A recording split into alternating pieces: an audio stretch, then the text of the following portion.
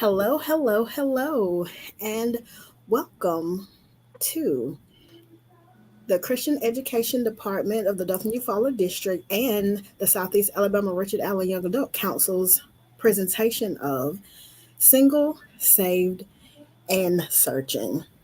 We have several topics to discuss, but the first topic up is being marriage minded. A topic that is on the top of a lot of people's list.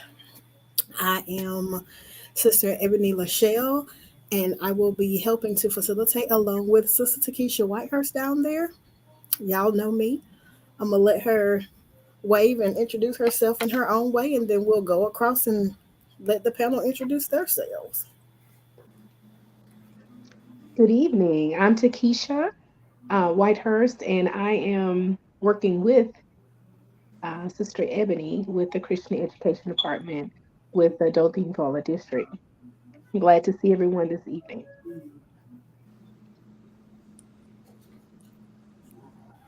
Janotica, go ahead and introduce yourself, Steve. I Hi. really have to throw y'all out. All right. Hi, I'm Janotica. I am from the Northeast Alabama Conference. Just uh, just who I am affiliated with the Northeast RAYAC. I am the coordinator for the RAYAC and the vice president of the Ninth District, Richard Allen Young. Yes, the night. Yeah. Yeah, and a lot of other things. So, but since for the sake of this, that's who I am, and I am representing tonight. I could have said all my stuff too, huh? And I am Juniper. I'm just a guest here on the panel for tonight's questioning. Okay. I'm Tahan. I'm just like Juniper. I'm just a guest. I'm here so I don't get fired. And we thank you, Micah.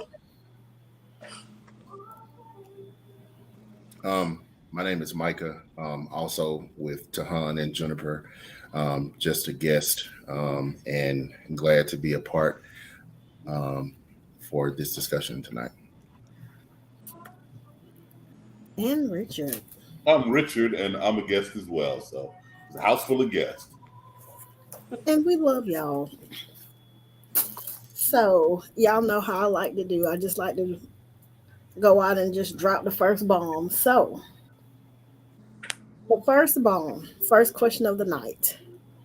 Is marriage still the goal for people? Is anyone can answer. Don't make me, call you out. Marriage. Go ahead. I'm a 50-year-old woman with an adult son in college, and now at this point in my life, I would say yes, that is my goal. But earlier in my life or in my career, it was not, even though I was married when I was 30, but early on I was so career driven, and that at the time it was not something that was on my radar. But now at this point in life, I would definitely say it's a goal of mine. Okay. Tahan. Um, I'm hit or miss with marriage being a whole. Marriage is a beautiful thing. I've been married twice, been divorced twice, and so through both experiences, I learned a lot. Took a lot of self-evaluation and accountability, and the difference between my mindset now versus then is that it was the goal then. I wanted it, but I had no plan to make it right, And so now my mindset is I would rather accidentally walk into it, than for it to be um, the ultimate goal, Because when you to me personally, if you accidentally walk into it, you're liable to find that friend, that soulmate, that partner, instead of just looking for a wife. So when you're able to make that friend, that partner, that lover, that soulmated wife, um, it just makes the plans to keep it as an eternal thing more easier. And again, that's just my personal opinion.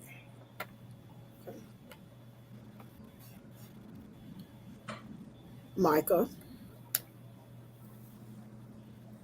Personally, I would say for me, um, I don't really know.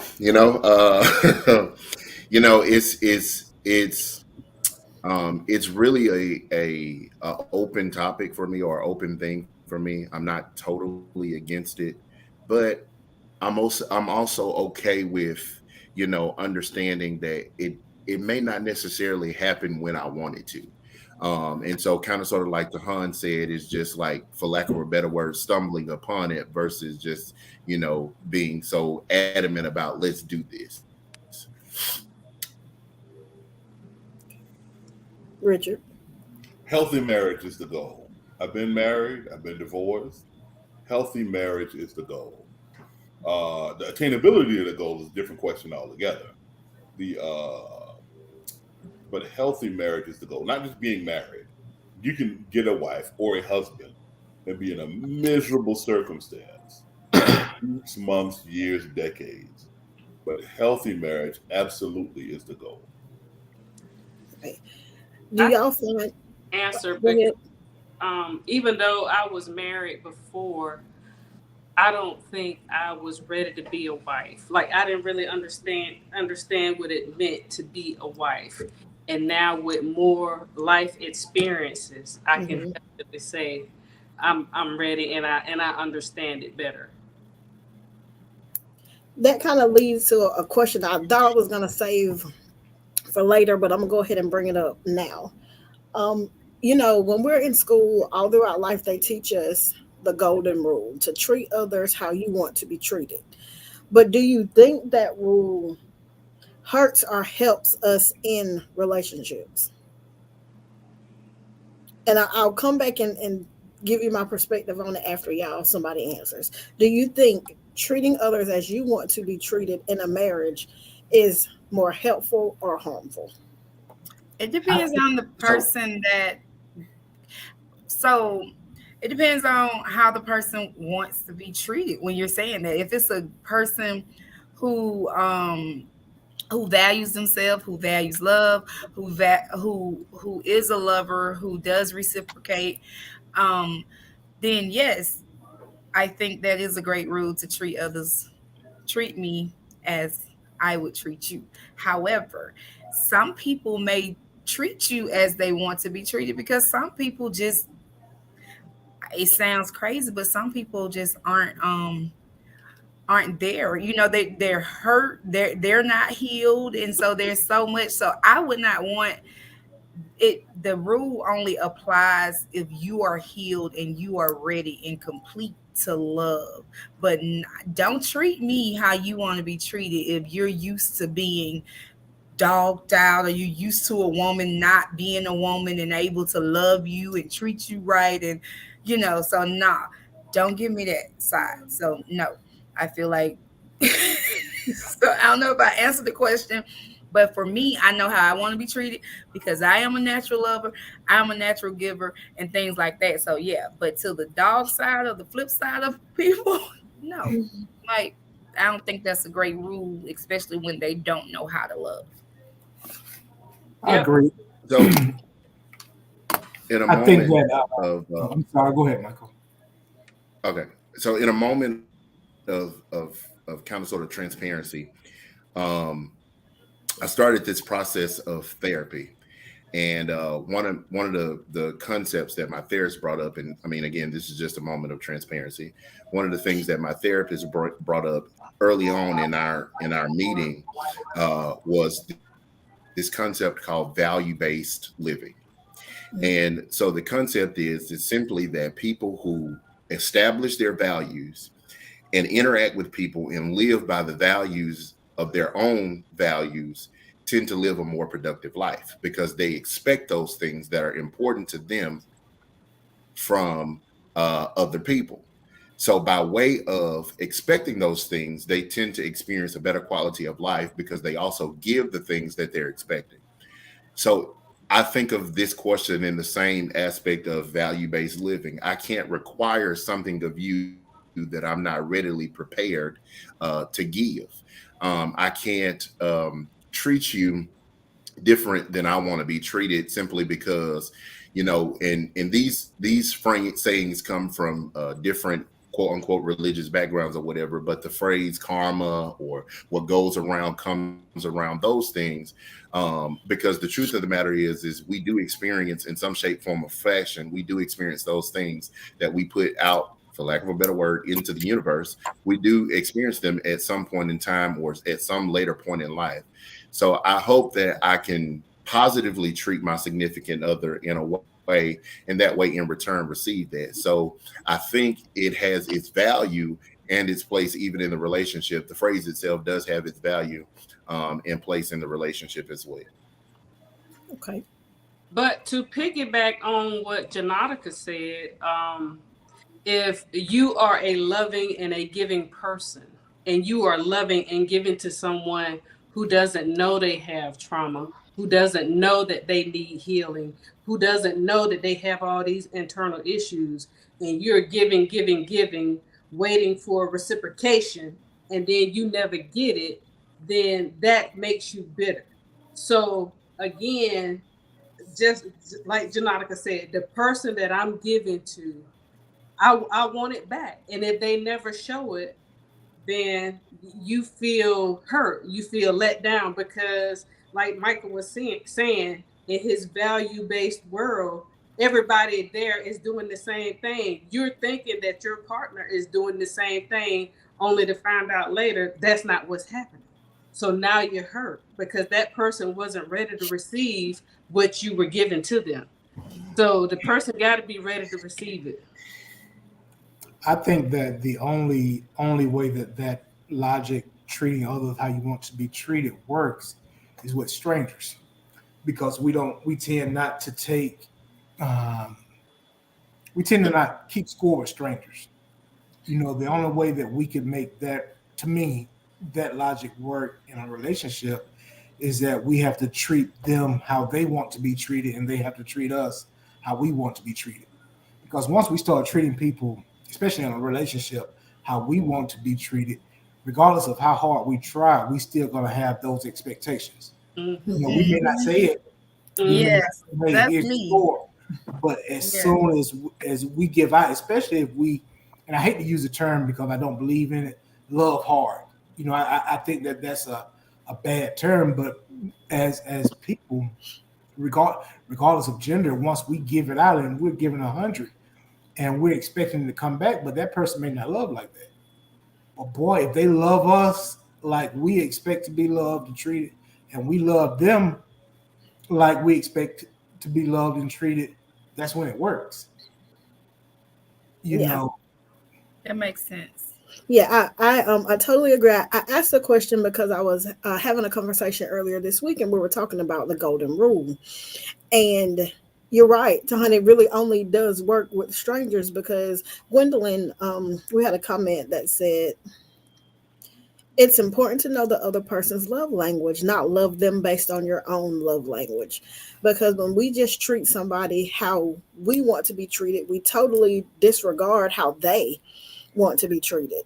We know we each one of us individually has our own set of love languages, and if my significant other's love language is top love language is acts of service, but because my top love language is gifts, if I'm always gifting them something but never putting my words into action, then they are not going to feel love, valued, they're not going to feel any of that. So I think in some instances, while it is meant to be something good and purposeful and helpful, if we take it totally to heart, I think it actually does more damage than good. So I really just wanted to hear how you all weighed in on that before we move to a question from Takesha. Does anybody else have any comments about that?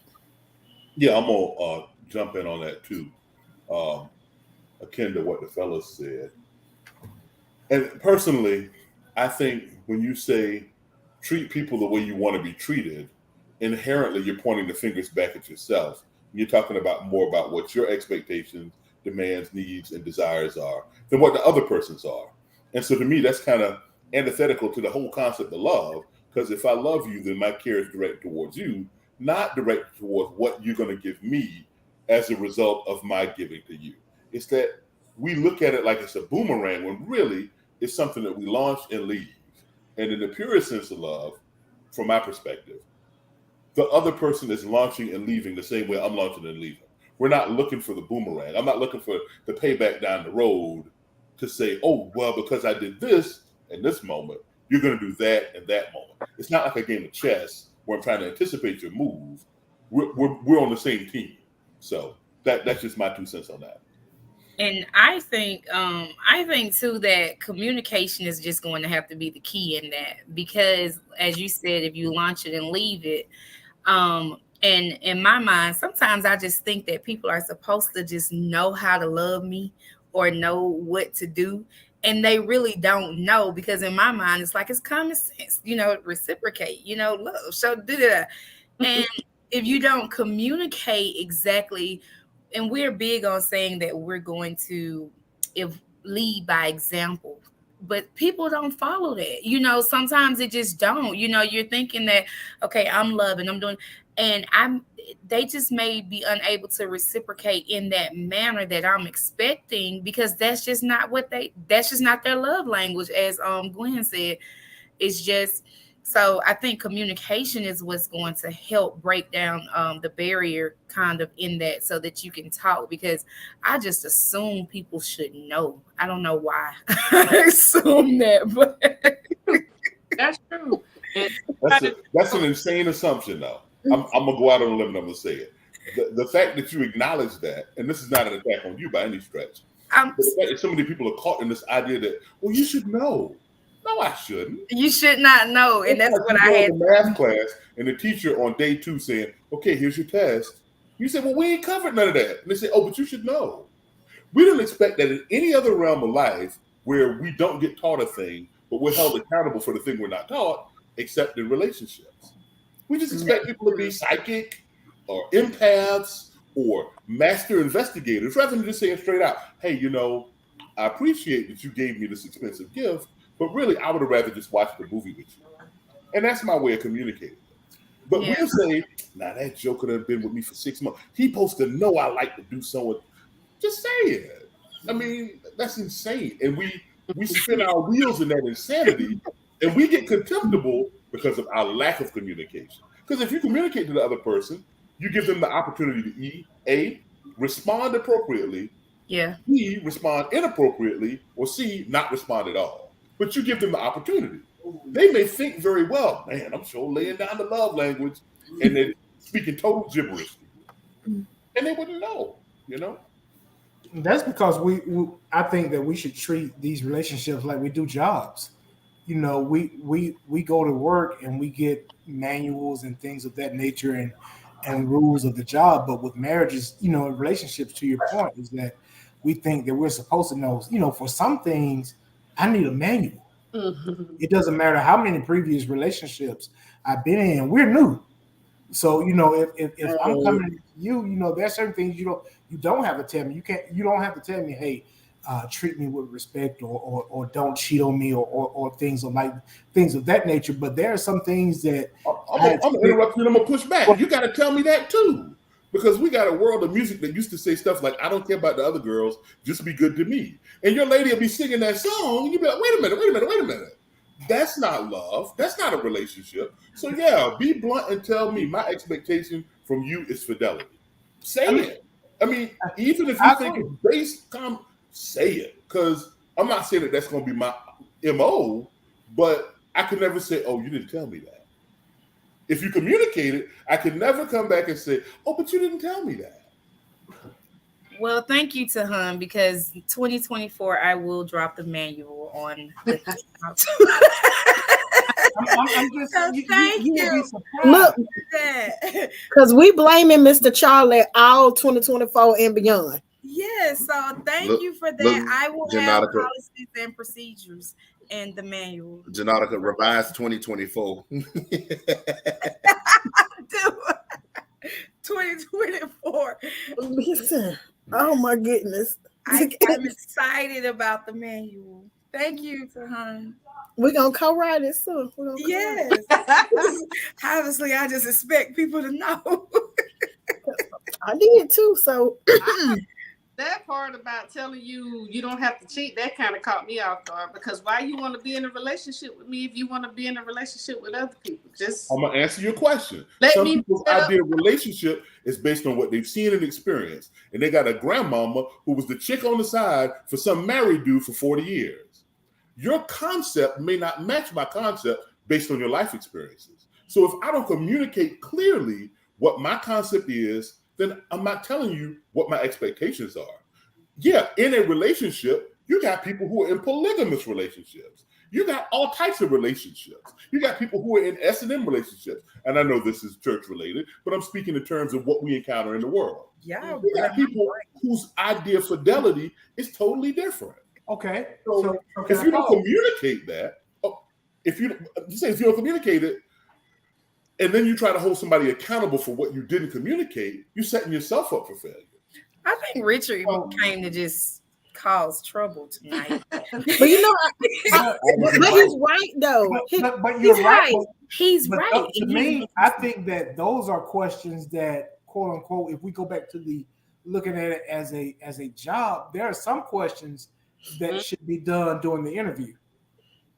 So the fidelity, those heavy things, I shouldn't get hired if I'm fine with cheating and you're not. Yes. Right. So now that we've done that in the interview part, we shouldn't be in this thing 2 years and now we're discussing whether or not you're good with fidelity. Okay, I agree. I work in a profession where every so often you have to take an ethics course to reestablish your licensure.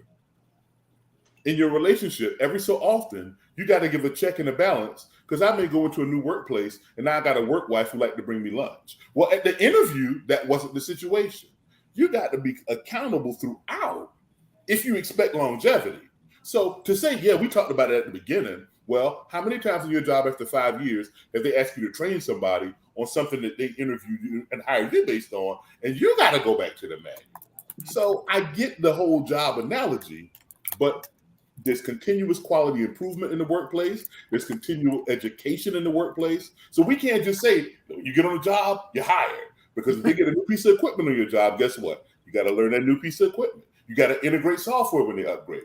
So the work example is limited as much as we limit it. If we're going to take it 100%, you clock in every single day at your job if you work a punch a clock. Or you report the work to your workstation every single day. They're not people who make that analogy when it comes to relationships. They don't wake up and say, okay, I got to clock into this love relationship. I got to clock into this communication relationship. I got to clock into this selflessness relationship.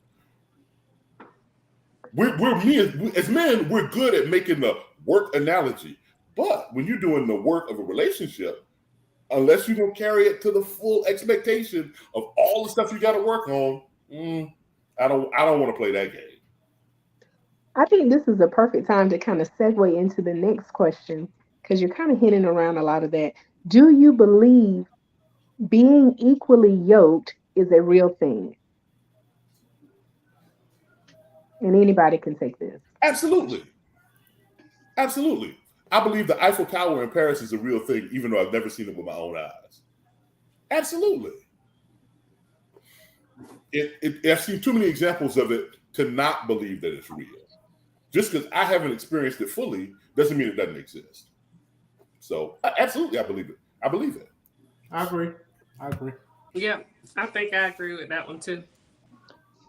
Well, if we believe that it's real, do you feel like it's necessary in a relationship? Yep. It's called balance. It's truly called balance. It works when you're not in a relationship. It works in the world. For instance, if I got married and I was a clubber and she was also a clubber, we're technically equally yoked. You're equally yoked. Yeah, you got to make sure We you know are what you're equally yoked. yoked And for. so a lot of time what happens in relationships, and especially in marriages, is that when we start growing, one start going the other way, the other one start going the other way. But And now so- I'm gonna jump in on this real quick, Tahan. When we use the concept of yoke, it's to keep an animal on track. That's what the yoke does, to do work that's shared by both animals. So when we say in a relationship, people grow and one go one, no, well, you ain't yoked no more. Because you can only go so far without me going with you. You see? It's true. So I get when, and these are all tropes that we use. And we say, yeah, we grew apart. Not if you yoked. And even if you unequally yoked, you don't grow apart unless you break the yoke. So what you're really saying is, I no longer want to be yoked. So let me go ahead and break this yoke so I can go in the opposite direction. But if you're truly yoked, when one moves, the other gonna move. Now, you may move back in the other direction and it may cause friction and discomfort. But if you're yoked, you're together. The question of yoking isn't about equal or about yoked or not. It's about equal and unequal. It's about shared labor under the yoke. So the initial question was, do you believe in equally yoked? Absolutely. Are we most times in life in situations where we're not? Absolutely. Is it harder on one than the other when you're not equally yoked? Absolutely. Can you stay yoked? Absolutely. Do we often break the yoke? Absolutely. So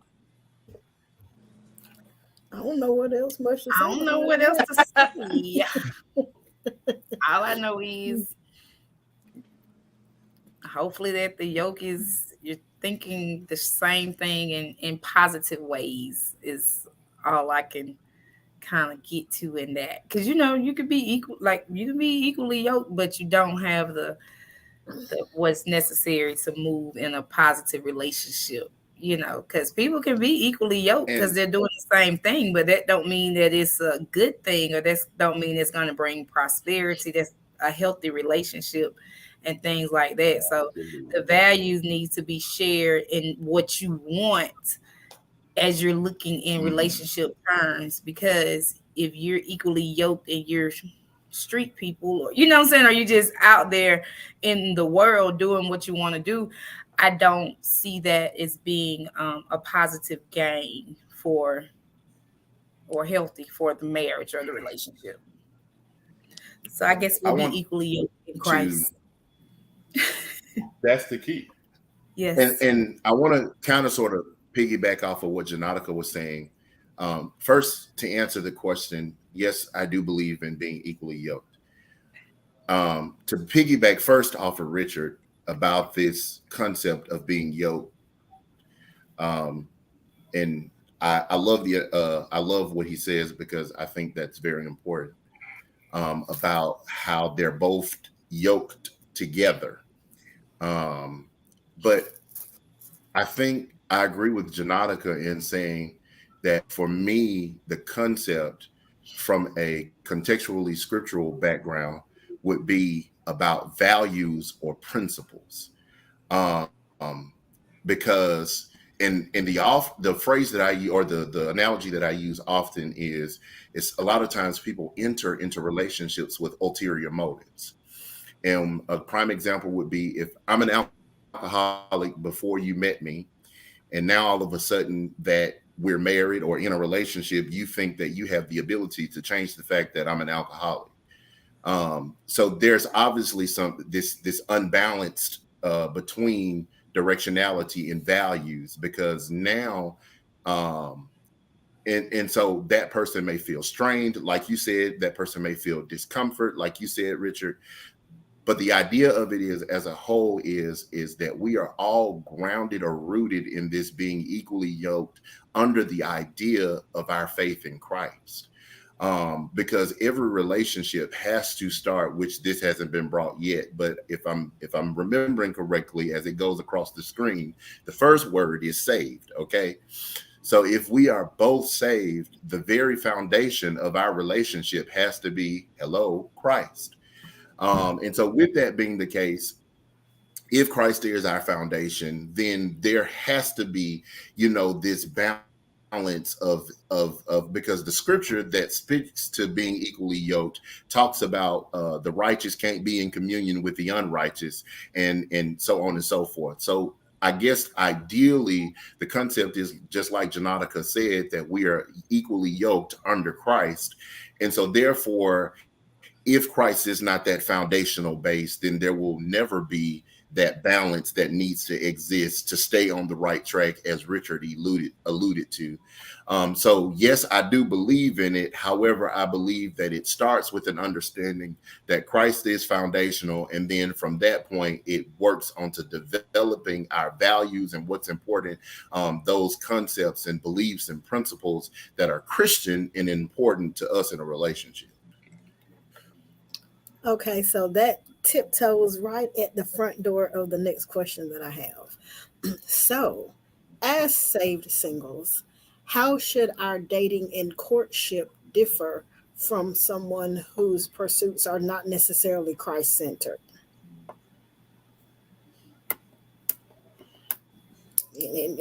Anybody? Well, I'm gonna be quiet. I guess People are I'll, trying to I'll drop stuff. go ahead, Richard. Go ahead. No, you got it. Somebody that called me Okay. out. I think Richard is here to stir up stuff. Go ahead. It's good stuff, Richard. It's good stuff. No. I Ebony, got the floor. You got it. do you mind repeating the question just to make sure that I'm answering what you're asking? I want to make sure Yes, that I get this right. So can you repeat the question again? absolutely. As saved singles who are pursuing a Christ centered relationship, how should that courtship process differ from someone whose pursuits are not Christ centered? So their life is not centered around, maybe an atheist or someone who just doesn't believe in the God that we serve. But how should that courtship differ? What should it look? So Should it even look different? for clarity, let me ask, are we asking if one person is Christian and one person is not? Yes. Okay, in the same relationship. In the Got it. same No. relationship. So No. So let's say we have this couple right here. They're saved, and we have another couple who is not saved. Should the process of courting, should it be the same? Should it look different? Should it be similar? okay. Why or why not? So just if I'm being biased, I'm gonna have to say yes, it should be different because they don't know the same standards or perspectives or values per se. They may not agree like we agree. So from that respect, it may be different. However, from what my personal and biased belief, I do believe that they are slightly the same because a lot of the concepts or values that Christ taught and that we should find in relationships, because the truth of the matter is, my understanding is that our romantic relationships should be resemblances or reflections of the relationship that we have with God, that we have with Christ. That's just the way that I view it. And so with that being the case, I think the very principles that we find in our relationship with God should be found in our relationship with our significant other, our partners, and so on and so forth. With that being the case, they are very practical values or things that are important to anybody that is not, whether they're Christian, whether they're atheists, whether they're Buddhists. People want to be respected. That's a common principle in relationships. People want to feel loved. That's a common emotion in relationships. People want to feel connected, and all of these different things that come into it. So yeah, in theory, they should resemble each other, because at a foundational level, no matter where, I guess in theory, no matter who that foundation is on, the concept of it is that we still want the same or desire the same aspects in a relationship, that whether they saved or whether they're not saved. Mhm. It doesn't change. We all human and have those same, the fabric of what we desire is built into us as humans. So I think that the experience is quite the same. Now, the things that we might do might be a little different than the things that an atheist couple might do, because their thing might be going to a Satanist hall or something to that effect. Our thing might be enjoying worship on Sunday together. So, I mean, what we might do or how we display or exhibit our relationship might be Yeah. different. However, at the core things that we desire or expect and so on and so forth, that's human, not religious. Mm-hmm. I Okay. agree. I agree with that. I agree. I think that the heart, the issues of the heart and what we want is probably looking the same in the relationships. Religious religion, yeah, that's neither here nor there. But as far as the desires of the heart is probably a lot the same in that. Okay. Let me offer this thought based on something that Micah said. He said that our romantic relationship should mirror the relationship that Christ and the church have, right? Uh, I would the Bible says that our marriages should. I would offer this as an alternative that romantic relationships should mirror the relationship between Solomon and the Shunammite woman in the Song of Solomon. Now, that's not necessarily what the marriage looks like, because Solomon had several hundred wives and several hundred concubines. But the game he was laying down, the macking he was doing, was what we look for in courtship and romance. The descriptive nature of how he talked about how this woman made him feel, and then the woman responded with her anticipation of seeing him arrive. That's the kind of chemistry we talk about as far as romantic relationship and courtship. So, do they look the same? Well, it depends on who you ask. If you ask people who are not working from a faith-based approach about how their courtship works, some of them may say, I don't even have a courtship because my end goal is not the same. So the question that you opened up with, well, is marriage the goal? Well, that's a question that you answer whether you're following Christ or not following anybody. So my walk is going to take me to whatever my destination is, my desired destination. So in that sense, the courtship may look similar if it's two people who haven't found Christ that want to be married. Yeah, they're going to do those things in their courtship that lead towards marriage. Now, how healthy the marriage will be, the longevity of the marriage, the strength of the marriage, at some point, Christ has got to be involved. But the process may not be different. Like when I'm dating, I don't say, oh, we're going to go see the latest Christian movie that came out. If an Avengers movie come out, that might be a date movie. Or, Dave and Buster's, I'm only playing the video games that are Christ-centered. Nobody says that kind of stuff. So the courtship process may look similar based on the destination, not necessarily the faith walk. That's just my take on it. Thank you. That was interesting. If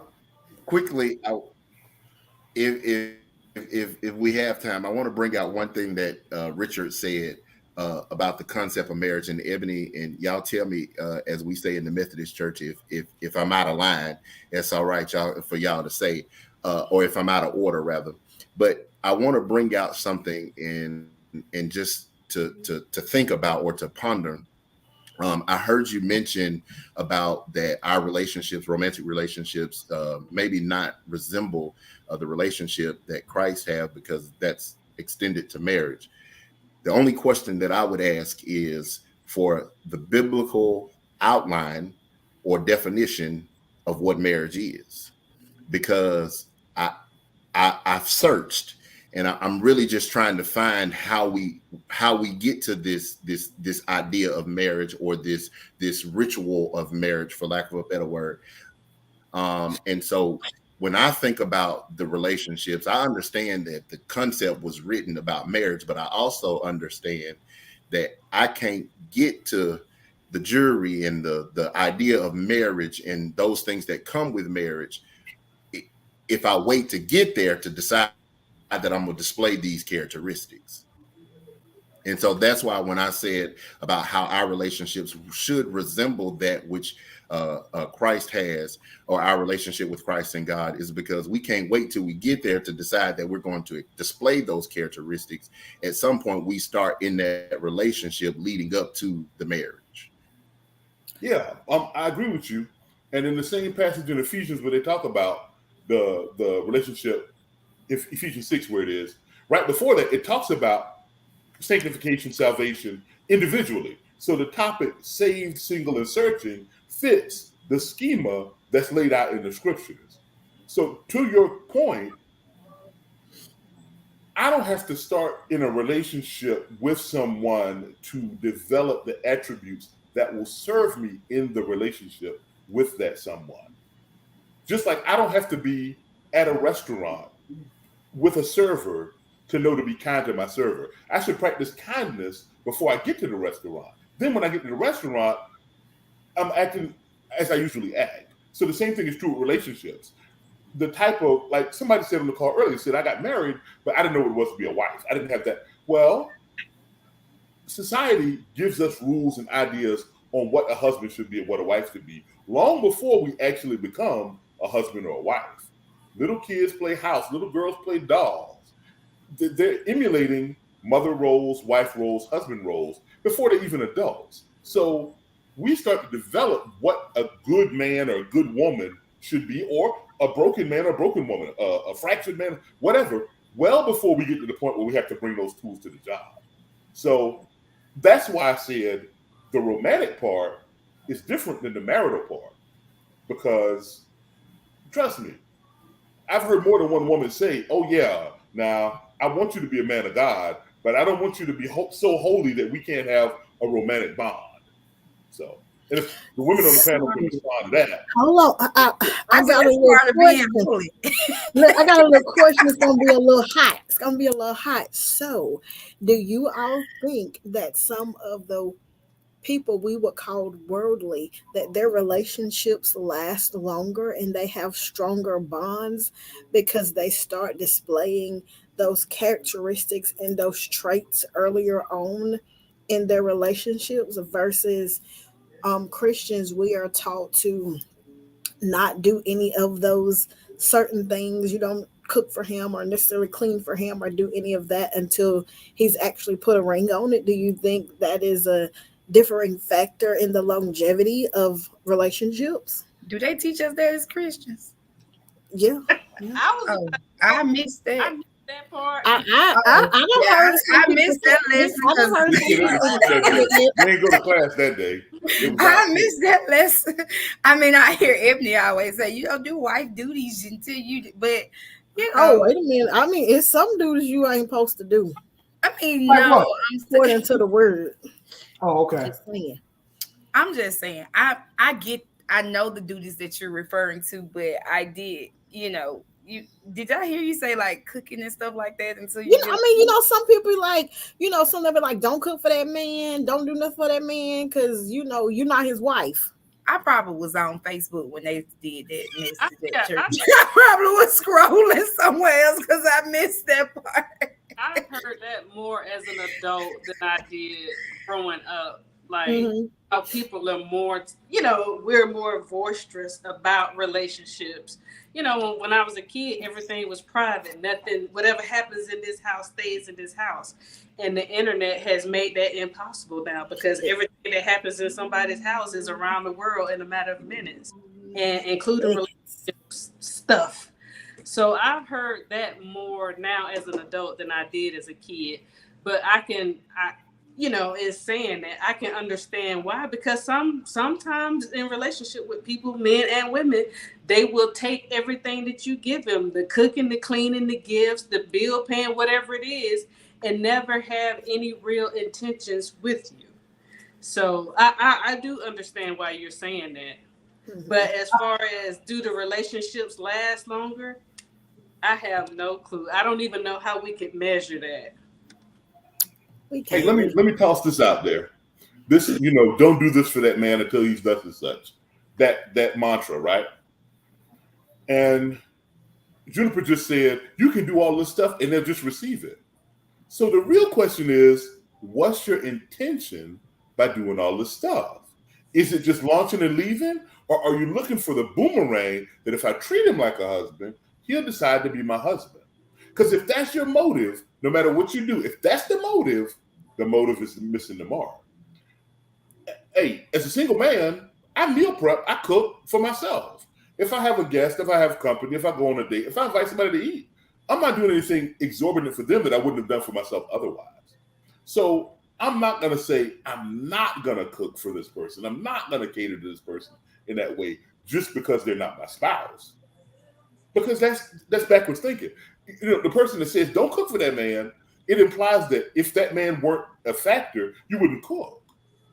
But that's not necessarily the case. It's just a very narrow view of a broader argument that says these things are relegated to or specified for your significant other. And the thing I always come back with is, what if you marry a man of means and he don't want you to cook no more because he done hired a woman to cook? Has he taken away from your role as wife because you're not cooking for him? Or you're not doing the laundry because you got a housekeeper? These are traditional roles that we've placed on women, but it's 2023. You can pay some. They got Mary maids. They got people who send you meals in a box. So all of those things, if you're locked into this, if you do this, you get that. Or you better not do that because you may not get that. Then you mess yourself up when somebody say, you know what? I have no intention of having you cook for me. In fact, I'm vegan.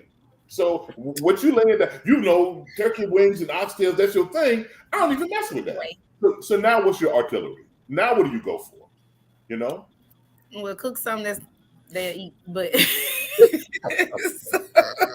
but then the question is, well, why am I cooking? What am I trying to do? Am I trying to impress him with my cooking skills? No. So here's my take on this thing. And I may be doing it all wrong, but I can't help the person that I am.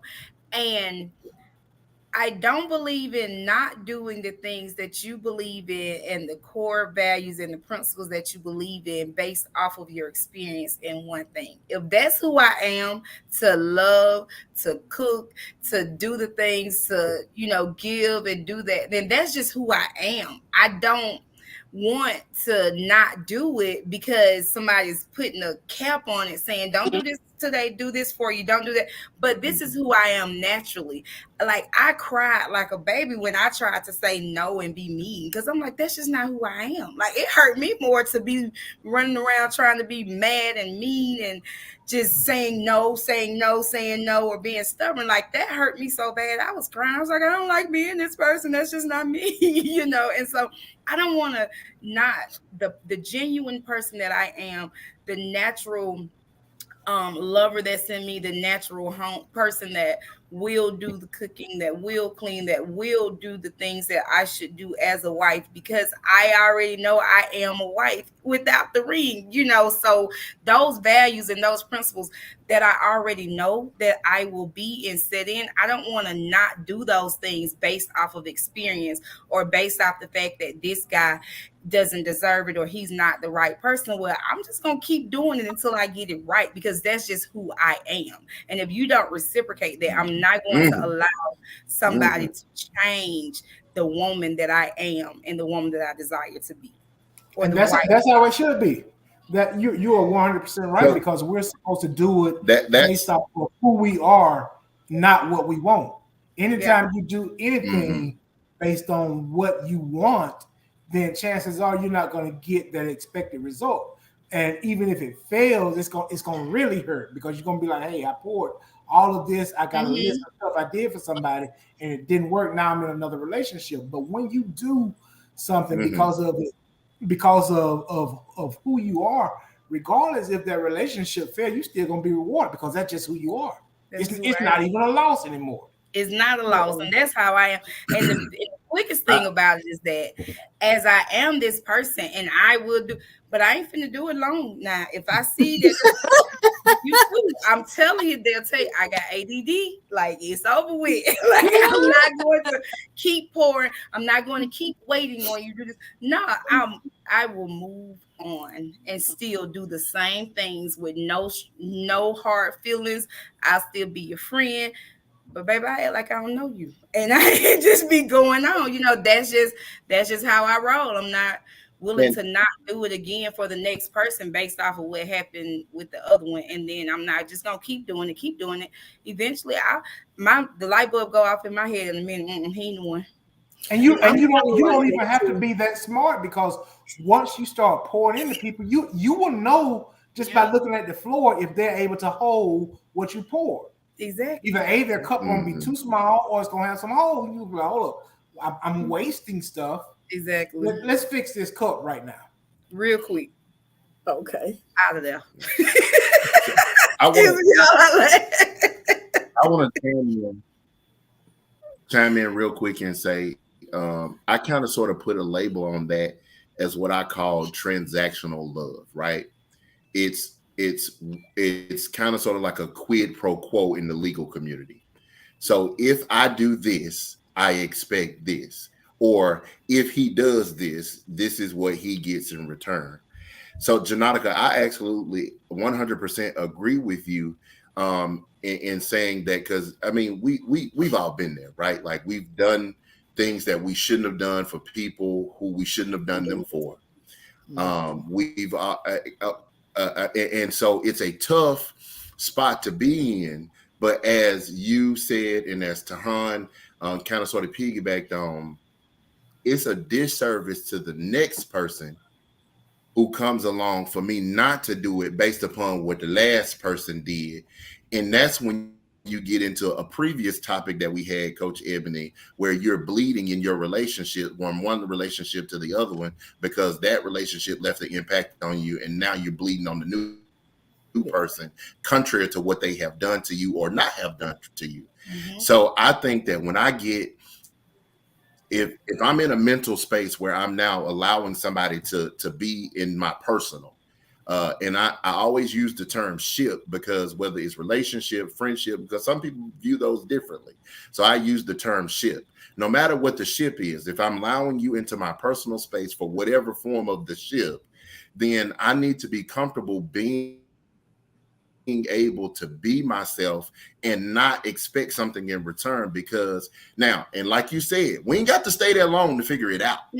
Yeah. But I want to be, because I'm not going to change who I am at my value or at my core simply because you didn't deserve it. The last person didn't deserve it. That's the first thing. But the other thing is, I'm also not going to be in this situation and be manipulated, taken advantage of, because I'm a, excuse me, I almost forgot we was here saved and whatnot.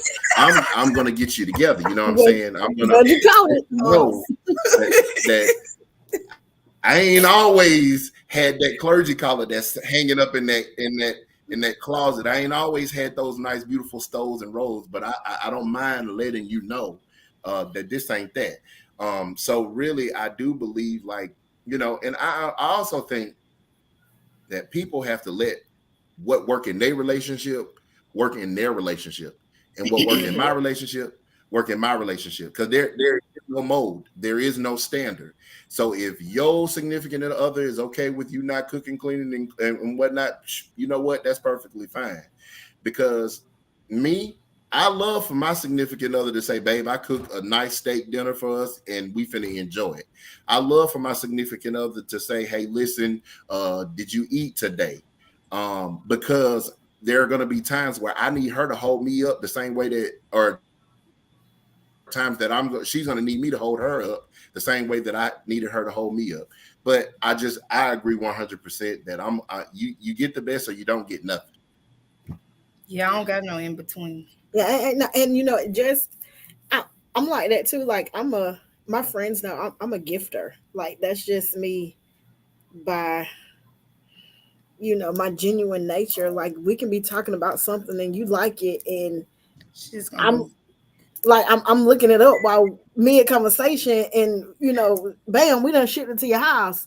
You call me in a couple of days. What is this? Because I at my core, I enjoy that. I enjoy it as much as like if I'm getting it myself, you know. So I mean, but yeah. And for me, like even Ebony's birthday, I'm like, I just gotta send you a cash out because I don't do that. I don't go shopping. I don't, you know. What y'all are describing is your own love language. Yeah. It is. When Ebony is gifting to others, she's really saying, this is the base mechanism for my communication of love to you. I care about you, and if I were doing it for me, this is what I do. So let me do that to you until I learn, like you just said, that might not well, like that don't tickle her fancy. So let me go ahead and do some extra service. Let me wash her car or fill it up with gas. She don't need to give. She need the time to come with it, or the service to come with it, or the physical touch to come with it. So that's what we do. We typically do that. We encounter other people with our own love language on the front page until we learn theirs or they learn ours and communicate. So earlier, what you said about communication is key. Yeah, that's interview safe stuff. Because like on the internet now, people are talking about, yeah, I got to go to a restaurant and he can't take me to the Cheesecake Factory and all of that. Well, you know, that's great if that's what your thing is. But that's not everybody's thing. Some people like a coffee shop and a conversation because words of affirmation is their love language. It's not about how much I can spend. It's about how much time I can spend or how much of my language I can spend. So, you know. And you know what, just to jump in, I'm gonna talk a little bit with y'all too. While one of my top love languages, it is gifts, and I do love my friends in that way. Most of my friends' top love languages are like quality time. So I got a friend who will plan out my schedule, my social calendar for me, like 2 and 3 weeks at a time, and she'll be like, "Okay, sister, this what we're doing today." Da, da, da, da. And I can't let too many months go by before I go see Janotica. She started talking to me funny. So yeah, I like time. So you know, and we respond. I respond accordingly because I am cognizant of how they need to be loved as well. We're going to ask about 2 more questions, and we're going to let y'all go tonight. Takesha, you got another question? Yes. One, should everyone desire marriage? I don't know. No, some people just don't want to be married. And marriage is not for everybody. I mean, not. It's not for everybody, you know. And I think one of the worst things that we can do is to think that everybody is supposed to be married. You know, we look at relationships, and you know, with the advent of social media in everybody's life, we have these quote unquote gold couples until their stuff explodes in the public eye. Mm-hmm. Like Will and Jada. And so we're so focused on being great together sometimes that we fail to be great individuals. You know, and we will jump into a marriage that we weren't even supposed to be in. Ooh. Just point blank. It has nothing to do with her, it has nothing to do with him. It's just the fact that we weren't supposed to be married. Mm-hmm. That's true. And you know, just to say, when we think that, and that's a lot of it is because people assume that we're supposed to be married, you know, and we have a thing saying when we see people together for years and years and years and there's no ring, we as a society begin to automatically start judging and talking about the fact that they've been together this long and there's no ring. It don't mean the man don't love her. It doesn't mean she don't love him. Some people just don't have marriage as a goal. Now, I'm not one of those people now. You know, let me jump in right here and say 2 things. But I can't judge you for that. Let me just dive in and say 2 things. One, since we are on a call Save Single and Searching, Paul said, hey man, I ain't married, but if you desire to marry, here's the rules for marriage. Paul wasn't married, Jesus wasn't married. So everybody ain't got to be married. That's one. 2, I'm going to push back on this whole, you've been with this person for so long and it's okay to not be married. To me, you do a disservice to somebody to take up their time and not give them a verifiable commitment during that time window. And to me, above all else, well, this to me now. Just to me. Okay, I'm listening. To me, if I love you enough to give my time to you, that's my most precious resource. It's the one thing that I give that I can't get back. If I love you enough to give you my time, if I can give you money, I can make more money. I can give you my affection, that can go and come as the wind blows. But if I give you my time, that's all I got. So for me to eat up your time without some sort of measure of security about the longevity of the sincerity of my commitment, that's not fair to the person, especially if they're in it for the boomerang purpose of, if I hang around long enough, eventually he's going to get me a ring. I push back against that because marriage is a commitment. Just like we said before, sometimes the yoke is broken. But to try and walk next to somebody without the yoke for year and year and year and year and year and year and year, man, you're putting yourself through a world of hurt. And I agree. I agree with that. The only thing that I'm saying is, for me, yeah, we need to be trying to get married. But as I look at other people's perspective, the ring is a symbol, like it symbolizes. So they can make the commitment and give you the ring and marry you, and it's more than a commitment, but I mean, a symbol. What I'm saying is this right here. Just because he gave you a ring, just because he married you, it's still. I know we want it to be what it is, but sometimes infidelity. It's not that. He ain't ready to marry you. In the funeral program as a special friend. I wouldn't care. He did at that point. I'm speaking actual factuals. A guy that I used to do stuff with, as far as business stuff, God rest his soul, when he passed away, the woman who he had been dating, now these old folk, I mean, they in their 70s, 80s. Mm-hmm. When he passed away, at his funeral, they gave all of the praise and laud to the guy's widow who preceded him in death by like 8 years. Oh, yeah. The woman who'd been caring for him when he died wasn't even listed on the funeral program. To me, that's a disservice to that woman. It sure is. It is a disservice. That's a disservice because my name don't be in the program. Unpopular opinion. And that's based on my belief system that the ring is not just a symbol, because once you get married to somebody, you've made a legal obligation to them. You've made a financial obligation to them. It's not just a symbol. I mean, y'all can go get matching tattoos if you want a symbol, but that ring is not just a piece of jewelry. That's the heaviest piece of jewelry known to man. And I want that. But that's when you got trillium B, all of that. I want the ring now. I mean, I want that, but I'm just saying I don't. People be married or don't be married and be together forever. I can't judge that. It's what they want. And you're right. That ain't none of my business. What you do, but as for me, none of my business. But yeah, I need because you. Let me be good because I was going to say some might happen. You might die. Anything, and I need to. I'm just So I think the ring is very important. And it is very important because again, you do and like the paperwork that come behind it, not just the paperwork. Yeah, because you can't just leave me here with these broken heart and neck.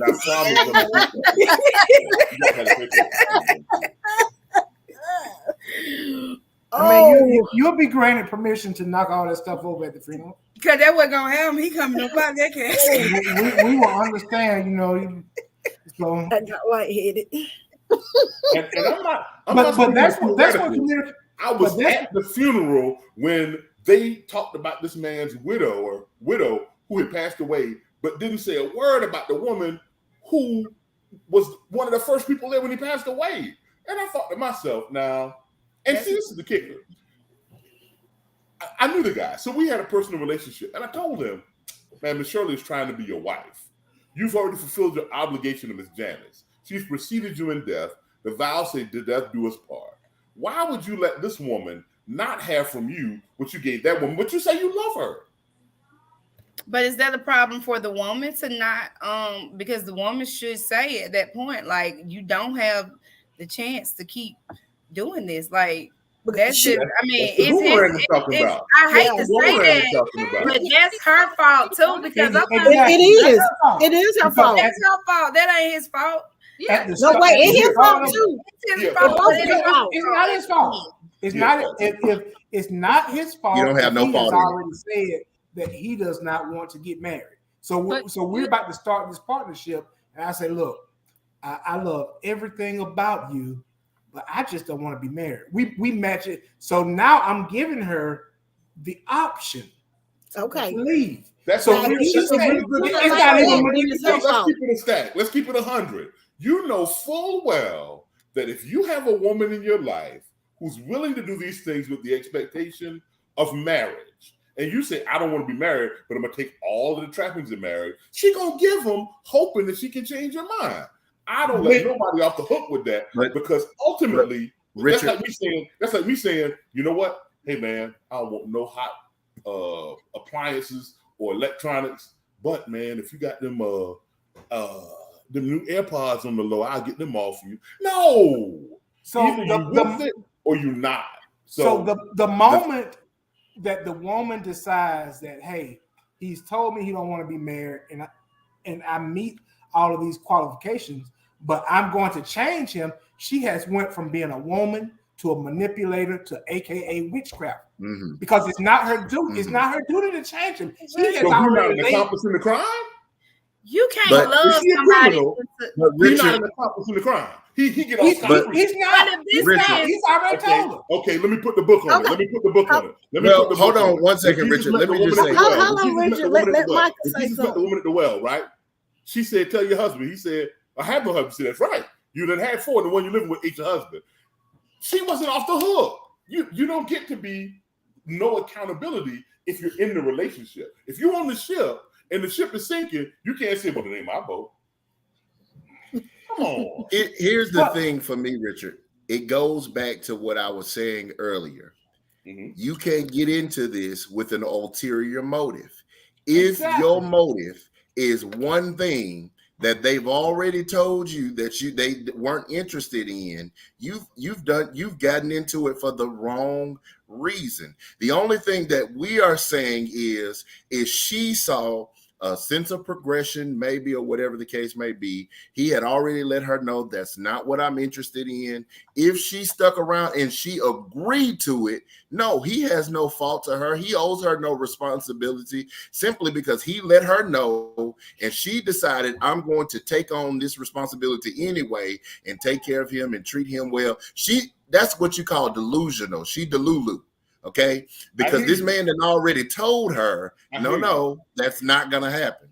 So if she went in with the ulterior motive, let's switch the genders real quick, because we're talking about women being delulu, but it's men that when a woman say, I don't want X, Y, and Z in a relationship, who spend their time, their money, and their talents to try and change that woman's mind. They're delusional, but we don't say that woman is off the hook. If he buy her an expensive ring and she accepted it, we say she's an accomplice in the crime because she's receiving it. She could just as easily say no. She could just as easily say, hey, she told him no. She told him no in the start. She said, hey, I don't want this stuff. And the moment that you give me something that I did not ask for, that relieves me of that guilt. No, man. I didn't ask for that. No, man. I ain't going for that. I hear what you're saying, and I respect what you're saying, but I ain't going for that, man. I ain't going for that. A lot of people don't. I can't go for that. But it's the truth. If you say, hey, here is this phone, and I say, I don't want it. No, but take it. Yes, so now I take it. But because if you feel like want I'm helping your heart. If you didn't want it, then stand on business, like T.I. son said. Stand on business. And you see how he is. Well, but right. The fact is, the fact that I told you I did not want it before you gave it to me. So now you have automatically twisted your arm into taking something that's desirable for you. I've twisted your arm to take something that's desirable for you. That's the way you're playing it. You're playing it like the person has coerced you. They've been subtle with their approach and they've tricked you. No, you are fully aware of what you do when you take advantage of somebody's emotional state when they're trying to earn their man as they're learning their man, to borrow another secular song. If you know what's going on and you don't want it to go that path, you can just as easily say, no, I'm not interested in that. But regardless of gender, I told you that before you gave it to me. But what you take it for, though? It don't matter. At this point, it don't matter. Another perspective. Absolutely matter.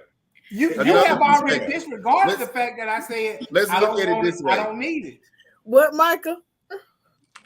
So I want to put it in a different perspective. Let's eliminate this idea of gift giving. Let's put it from a different angle. Ladies, we've all been in social settings. A man walks in that's interested in you, okay, and he offers to buy you a drink. you know what you're going to do, because you came to have a good time, to enjoy it. You really didn't want to spend your money in the first place. You're going to accept that drink, even though you may not be interested in that man. But the intent of the drink was to gain your attention for whatever purpose he had in mind. So if you accept that drink out of courtesy, that's not a crime. You're not wrong for that. You're not guilty. Though you never had any intent of giving him your phone number, you never had any intent of talking to him. He approached you, offered you something based upon trying to get whatever it was, trying to get something for you. You accepted it. And that's not your fault that he had one thing in mind and that you just wanted to have a good time with your friends and he saw you that's not your fault. So if he said to but you, it is your fault when you continue. I hear what you're saying, but you're at fault when you continue. Transactional. He at fault. She at fault. Transactional. Trans mean across. If I block the road, you can't send it across. If it's transactional, both parties have to be in agreement. So I hear what you're saying, but everybody that go to the bar know the game. The men know the game, and the women know the game. They both hoping that they can negotiate. That's perfectly fine. Knowing the game is perfectly fine. However, I can't be held accountable because you had one thing in mind and I had another thing in mind and still accepted what you had in mind, or your offer. That's all I'm saying. You can't be upset with me for my acceptance. Okay. That's my point. Well, don't buy me a lot of drinks because I'm gonna drink them and then I'm still going up out the door the way I came. I don't care what you say. She done told you, Micah. She done told you, Dahan. You drink I'm your you didn't even have to tell me because I'm gonna be like, I ain't spending no money. I'm like, you cute, you look good. Are you single? And then you're gonna be like, no, I don't want to talk to you. Then I'm gonna be like, oh, wait, cool. But no, and I know we gotta wrap this up, but some men they like to buy, they come in like they not like to buy no drinks. That's a lie. Yes, they do. Most of the guys they don't like to buy no drinks. They like to buy the drink affords them your time. Because if that was true, they say, hey man, line up the bar, drinks on me for everybody. They don't like to buy drinks. They like to get what buying the drink affords them, which is your time and your attention. My attention. Buy drinks. Ain't no man in America, or probably on the globe, walk into the bar and say, man, I'm in the mood to buy drinks for everybody in here tonight. Never in the history of drinking has that happened. I used to get drinks for everybody. You ain't a man though. No, I said I used to be able to get drinks for everybody. They just want, they might be me. You got a little southern drawl, and you have your hair done. Maybe you have on perfume. You have all of the trappings that say, buy me a drink so I can give you some of my attention. That's a part of the game. That's the negotiation thing. But what we cannot do is lie to ourselves about the part that's going on. Because when you say, it's a lot of dudes that like to buy women drink. No, it ain't. It ain't no man that like to just buy people drinks. That's not true. Now, if we're going to walk in truth, you're going to walk in the whole truth. You can't walk in your own personal truth. Now, if you can get drinks off of dudes, kudos to you. But no man is like, man, let me pull an extra 100 out because I just feel like buying drinks for everybody. That's never happened. Where y'all from? Okay, we're gonna pull it out. We're gonna pull that out of our cup then. That's I'm sorry I got on that, but I'm just saying that whole I love to buy me a drink, that's a myth. Last question of the night. Some researchers say that there are 5 pillars to a healthy marriage: communication, humility, trust, empathy, and respect. So somebody put those in order for what they think. What do you think the ground level, your foundation should be? Communication, humility, trust, empathy, or respect? Communication. I'm always for communication because I feel like if we can communicate, we can get through this. Like communication at the top, and everything else is going to be will be okay. I'm for the communication. Okay, Michael.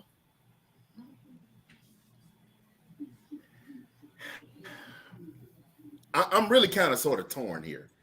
And one reason that I'm torn is because I really do believe that communication is important, but I don't think that all communication is effective communication.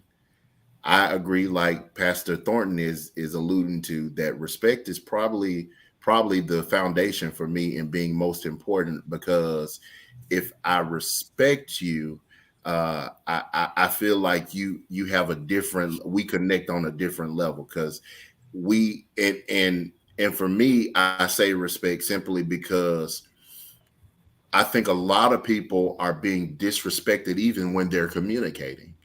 I think a lot of people are being disrespected in their relationships, and they really never know it, or never accept it until something tragic happens, or whatever the case may be. So I think for me, I'm torn between communication and respect, but I'm leaning more so towards the side of respect, simply because it's important for me in any relationship or any ship, as I say, whether it's romantic or platonic. It's important for me that there's a mutual respect between the two parties, or the parties involved, at least. Okay. I'll repeat the question for Tahan. The question was, researchers say that there are five pillars to a healthy marriage: communication, humility, trust, empathy, and respect. And the question on the floor is currently, what would be your foundational need? Communication, humility, trust, empathy, or respect? Communication. I think that communication is the one that ties the other four together. So for me, I think that if we're just honest, if we communicate right, then you will know the levels of disrespect or respect that it just to me it just brings everything together. But where communication gets tricky is that communication requires transparency, Mhm. and transparency requires nakedness. And we look good fully clothed, but to get in front of your partner naked and only your partner can see the stuff that you hide from everybody else, that's a communication thing. And so when you're communicating, you're able to almost temper everything else. If we're but what happens a lot of times is that we can communicate, and our communication is then weaponized against us. It happens a lot in relationships. So here me and Ebony are dating, and I get naked and say, look, Ebony, I just hate clowns. Clowns just make me cry, they make me wet the bed, blah blah, skip skip. Ebony said, hey, you know what, I love you, blah blah, skip skip, and this is gonna be my secret until that day I eat the last chicken. So now Ebony, not Ebony is ticked because she's had that piece of chicken on her mind all day. She's told me about that piece of chicken. I ate it anyway. So what she does, she go to Walmart and get a clown suit. Oh, that's so petty. That is every type of pettiness. But that's over the top, though. That's over the top. Straight up petty. Now You could have just bought more chicken. I mean, I'm just saying. Look, I don't know how to cook. I've been meal prepping all my life, so I couldn't even fix her no more chicken. But No, I'm saying she could have bought more chicken. She could have. Yeah. But now here I am. She chose to go scare the man. And so now that chicken on the way. I never tell her nothing else. Oh, but that made me lightheaded. So for me, I think communication just is the foundation of everything, even trust. Just point blank. If I know how to communicate it right, I can tell you that I lied to you. And so at the end of the day, I think that communication has to be the